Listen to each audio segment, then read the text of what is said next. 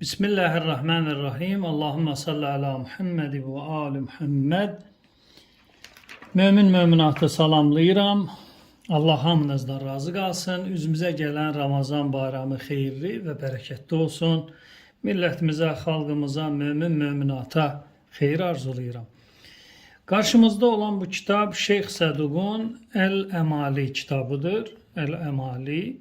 Şeyx Səduq bizim böyük İslam aləminin mühəddislərindəndir. 381-ci ildə şeyx vəfat edib, Allah rəhmət eləsin. Bu kitabda deməli səhifə 357-də 10-cu hədis. 10-cu hədis.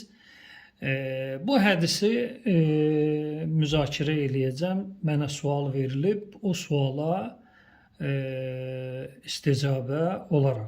Deməli, bu hədisin mətnində böyük əqidə və dini problemlər var. Biz onları qəbul eləyə bilmərik və qəbul da deyil, batildir. Ələl-xüsus Fatimə Zəhra Səlamullah əleyhanın şənini alçaldır.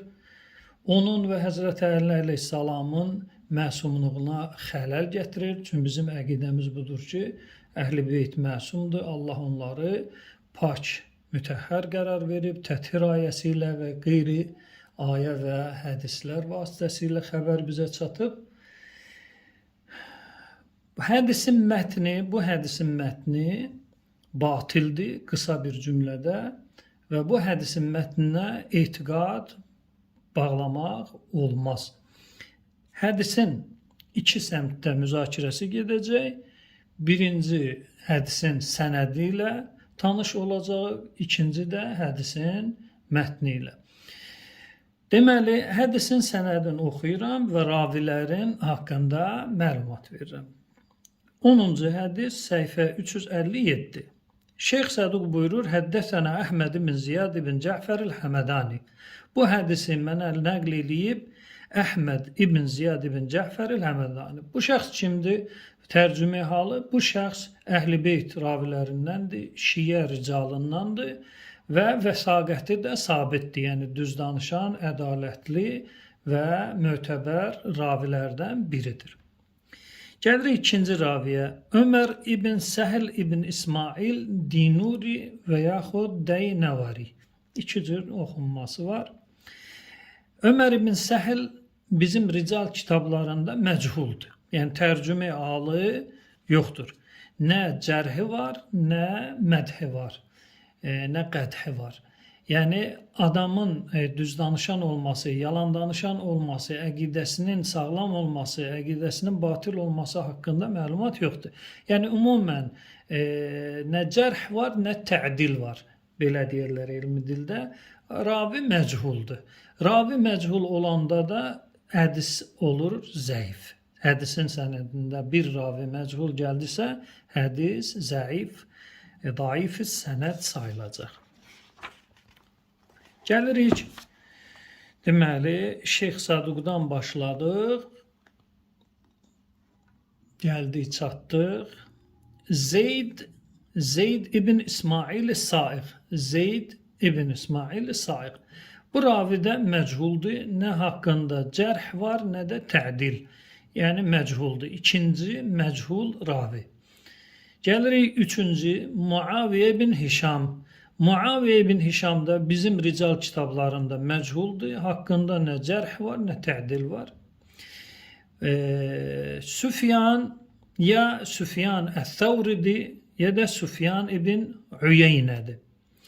Süfyan əth-Thawri da olsa, Süfyan ibn Üyeynə də olsa, hər ikisi əhl-i sünnə ravilərindəndir. Sünni ricalındandır. Əhl-i Beyt şiə ricalından hesab olunmurlar. Ən Əbdülməlik ibn Ümeyr. Deməli, Süfyana da hədisi nəql eləyir Əbdülməlik ibn Ümeyr. Bu şəxs də bizdə məchuldur. deməli, Süfyan da məchuldur, Əbdülməlik ibn Ümeyr də məchuldur. Yəni, rical kitablarımızda haqqında nə cərh var, nə də tədil. Amma əhl-i sünnə ravilərindən də həmən bu şəxs Buxari, Müslüm, Tirmizi, Sünən ibn Macə, ibn Davud, Nəsai və s. ilə axır Sihah-ı Sittə və qeyrisində bu ravi gəlib. Və amma bizdə isə məchul ravidir. Xalid ibn Rib'i o da məchul ravilərdəndir. İndi mənim bir araşdırmam oldu. Deməli, Muaviyə bin Hişam, Süfyan, istər Thawri olsun, istər Üyeynə olsun, Əbdülməlik ibn Ümeyr və Xalid ibn Rib'i Əl-Əsədi Əl-Kufi bu sənəd Muaviyə, Süfyan, Əbdülməlik və Xalid əhl-i sünnə kitablarında gəlmişdi və əhl-i sünnə rical elmi ilə bu ravilər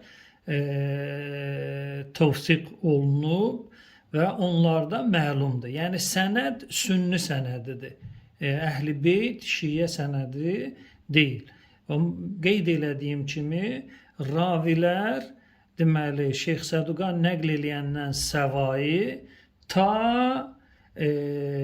sonuncu raviyə qədər, Xalid ibn Rəbiyə qədər hamısı məchuldur. Deməli, Ömər ibn Səhl ibn İsmail məchuldur, Zeyd ibn İsmail Saiq məchuldur, Əbdülməlik ibn Ümeyr məchuldur, Muaviyə ibn Hişam məchuldur, Süfyan məchuldur, Xalid Rib'i o da məchuldur. Yəni, məcahil, bu hədis, bu kəlam məchul ravilərdən ibarətdir və hədisin sənədi də bir məchul ravi gəldisə etibarən itirir.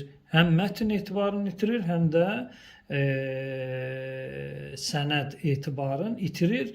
Məgər ki, başqa etibarlı sənədli bir kəlamda öz təsdiqin tapa və bu zəif onun üçün bir dəstək və təqib olacaq. Deməli, rivayətin sənədi əhl-i sünnə rivayətçiləridir və bizim rical kitablarında öz təsdiqini tapmıyor. Xülasə bir cümlədə bu hədisin sənədi ki, Fatimə Zəhraya yaraşmayan, şəninə yaraşmayan kəlamlar bu hədisdə gəlmişdi.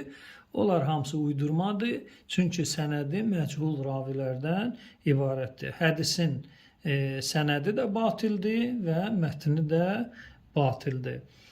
Deməli, bu qədər sənəd baxımından kifayətlənək. Vəssalamu aleykum və rəhmətullahi və bərəkatuhu.